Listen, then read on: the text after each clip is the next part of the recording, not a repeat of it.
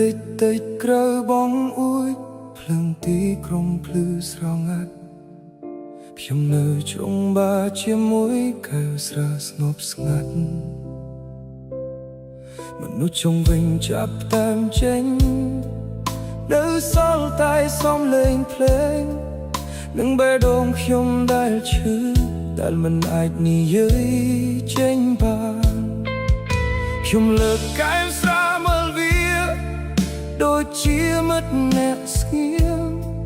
ខ្ញុំនិយាយអ្វីៗក្នុងចិត្តវាស្ដាប់ដោយមិនឆ្លើយយប់នេះស្រស់ស្អាតខ្ញុំយំមានតែវាដែលយល់ចិត្តខ្ញុំគ្មានអ្នកណាដឹងទេថាខ្ញុំឈឺប៉ុណ្ណាយប់នេះស្រស់ស្អាតខ្ញុំយំ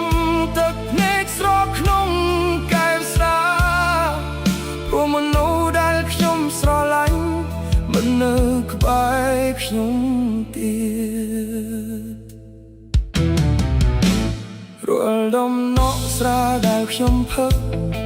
ដោយបន្ថែមការចងចាំរូបនៅក្នុងបេះដូងខ្ញុំមិនដែលបាត់ទៅណាខ្ញុំចង់និយាយថាខ្ញុំមិនអីតែសំឡេងខ្ញុំពោលពេញដោយទុក្ខនៅក្នុងបារស្ងាត់នេះមានតែស្រាដែលលឺខ្ញុំយំខ្ញុំស្រែកនៅមុខគេតែយំជាមួយស្រាអារម្មណ៍ដែលខ្ញុំលះបានបងហាញចេញទាំងមកយប់នេះស្រស់ស្អាតខ្ញុំយំមានតែវាដែលយល់ចិត្តខ្ញុំគ្មានអ្នកណាដឹងទេថាខ្ញុំឈឺប៉ុណ្ណាយប់នេះស្រស់ស្អាតខ្ញុំយំទឹកភ្នែកស្រក់ក្នុងកែវស្រាព្រោះមនុស្សដែលខ្ញុំស្រឡាញ់មិននៅក្បែរខ្ញុំ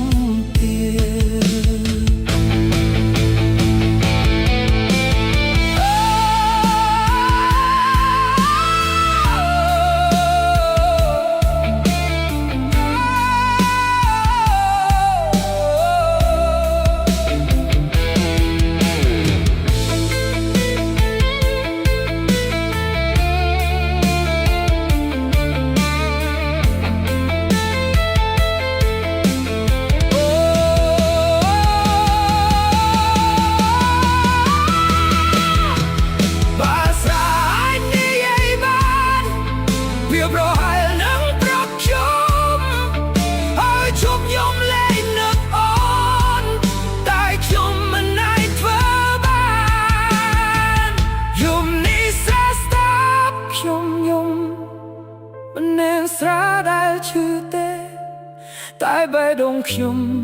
ដែលបែកបាក់មិនអាចជួយចូលយប់នេះស្រស់ស្អាតខ្ញុំយំរហូត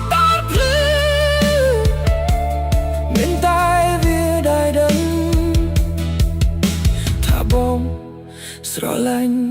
អូនខ្លាំង